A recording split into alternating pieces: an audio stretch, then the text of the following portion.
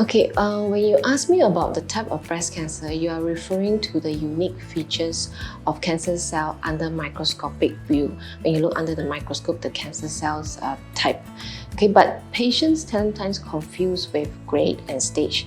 So grade, they are looking at the activity of the cell, whether it's high grade or low grade. So that's different from type.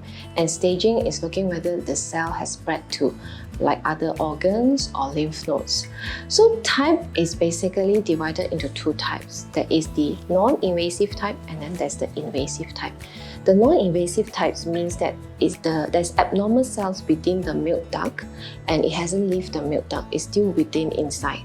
And this is called precancerous. It has a potential to become invasive and cancerous, but for now it is not invading other areas. Then the invasive types are the cancers that has grown out from the milk ducts to the surrounding fat and also go into the lymphatics and the blood vessels. This type of cells can carry this type of carcinoma can go to other organs. There's a risk of spreading. So within the invasive, there is two common subtypes. Two common types, there is the ductal and the lobular. So the invasive ductal carcinoma accounts for about 70% of breast cancer and the invasive lobular carcinoma accounts for 20%. Of course, there's a minority, like 10% of rare stuff like sarcoma. Okay, within the invasive carcinoma, there is always other subtypes. We classify into 4 subtypes. If you look at the table that is projected, there is Lumina A, Lumina B, HER2, and triple negative. How they classify the subtypes is estrogen receptor ER, progesterone receptor PR, and HER2 overexpression.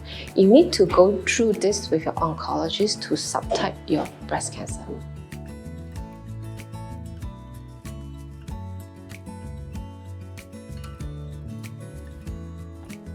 Okay, very important is to understand the diagnosis. You need to look at the pathology report in detail. You need to talk to the oncologist to see what is the size of the tumor, whether the lymph nodes are involved, whether there's any abnormal features. If it's in doubt, then maybe second opinion is needed.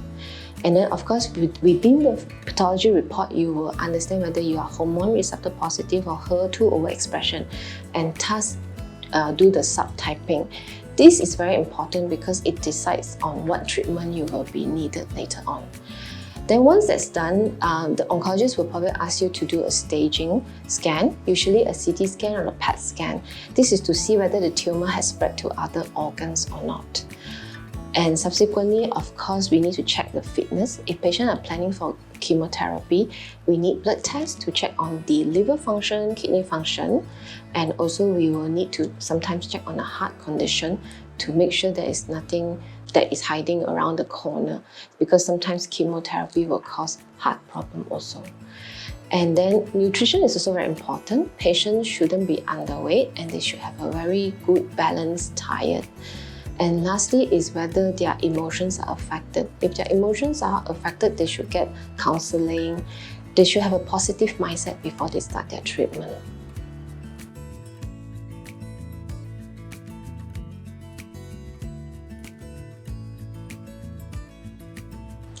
Okay, the mainstay of treatment is still surgery. It's usually done before all other treatment.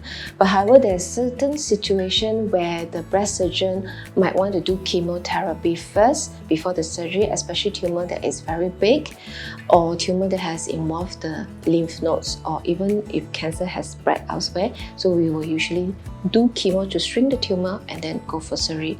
But surgery is always the first to be done first. Then this is followed by chemotherapy.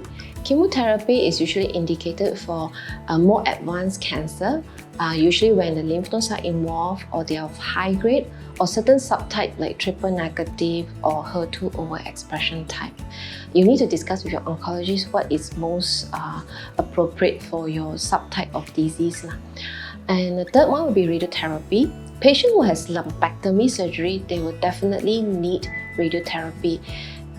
If they do not have radiotherapy, their outcome will be inferior to mastectomy. However, patients who have mastectomy doesn't mean they don't need radiotherapy.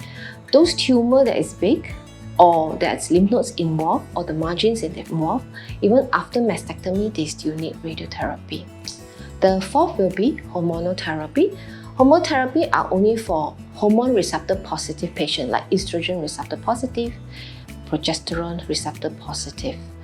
And the last will be anti-HER2 therapy, which is for the HER2 overexpression type.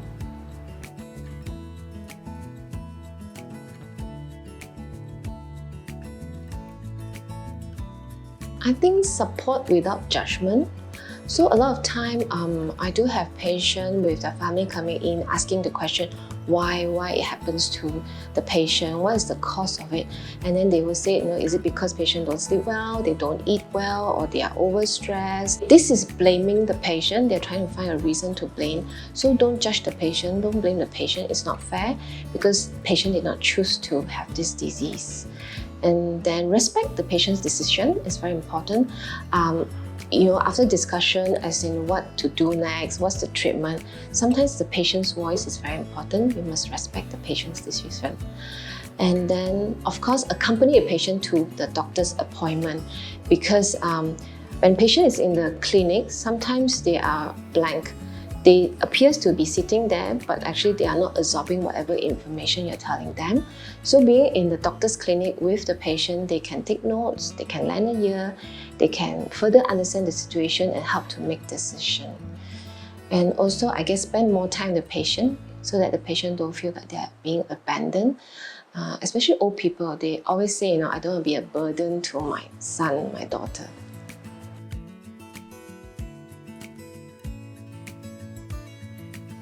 I think we need to do more self-breast examination monthly. Just feel your breast during a shower. If you feel that there's anything suspicious or anything you're not sure, you feel it's there but not there, seek medical advice.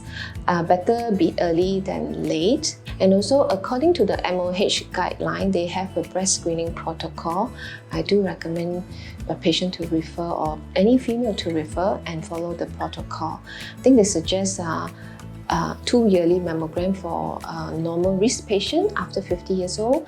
And if patient is high risk, let's say the family member has breast cancer, then they should do it much earlier, maybe at about 40 years old.